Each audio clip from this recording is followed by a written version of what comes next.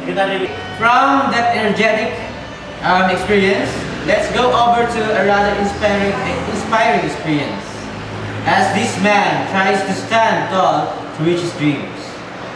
A visually impaired guy who's aspiring to be an educator. And for that, let's welcome Mr. Bobby Baja Jr.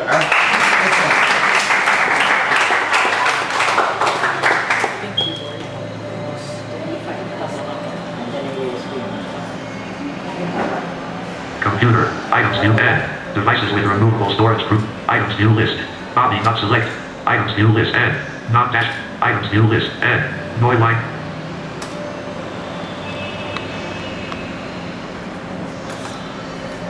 No slide 1, slide 2 left, slide 1 left parent non dash visual work of art right parent.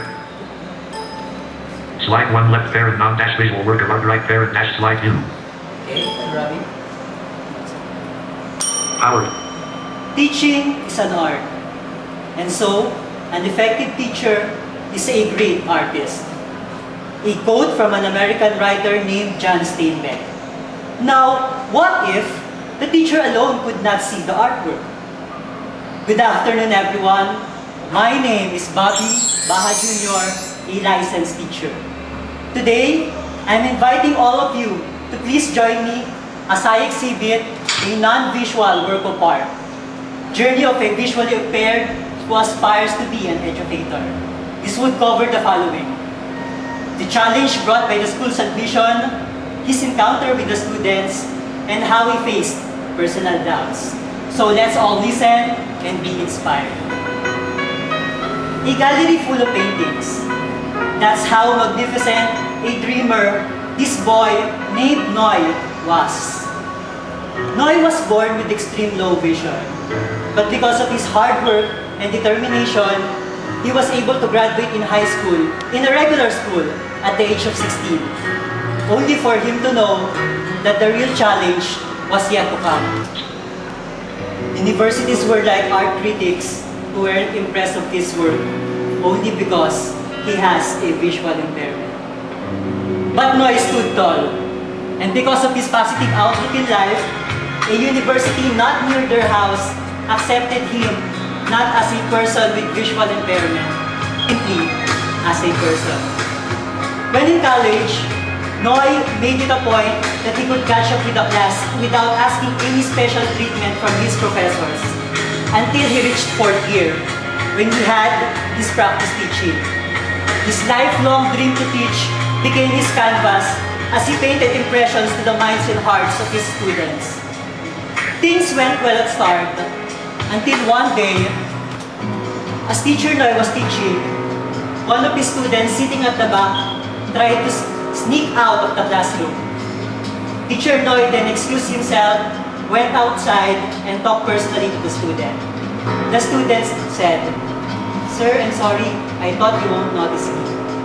Teacher Noy smiled and said, "I may have not noticed you, but believe me, I can feel, because that's how I care and love my students." And from then, Teacher Noy began to gain a lot more respect. Respect that was never asked, but was voluntarily given by his students. Days have passed until the final demo teaching day then came.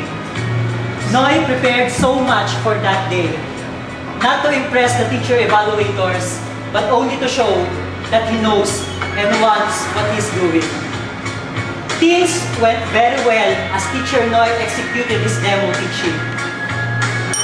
But all were shocked when he received an evaluated grade of 75. Noy really felt that he doesn't deserve to have that grade. So he cried the whole night and started having doubts with his own abilities. Until the next day, Noy could not hide the sadness in his face as he stepped inside the classroom.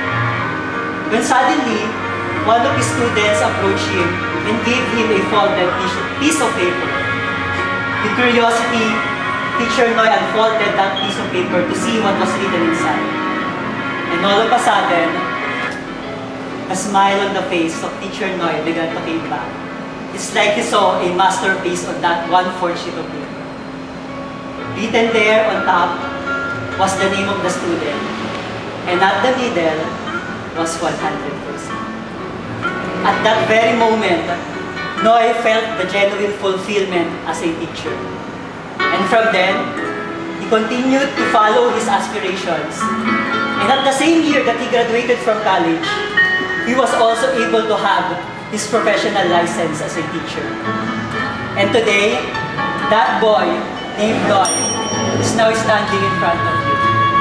He already lost his physical vision early this year, but he remained to hold the portrait of his visualized dream to show that teaching may have visual aspects, yes, but the heart of a true educator will remain and will always be a non-visual work of art. Again, good afternoon to everyone. Slides.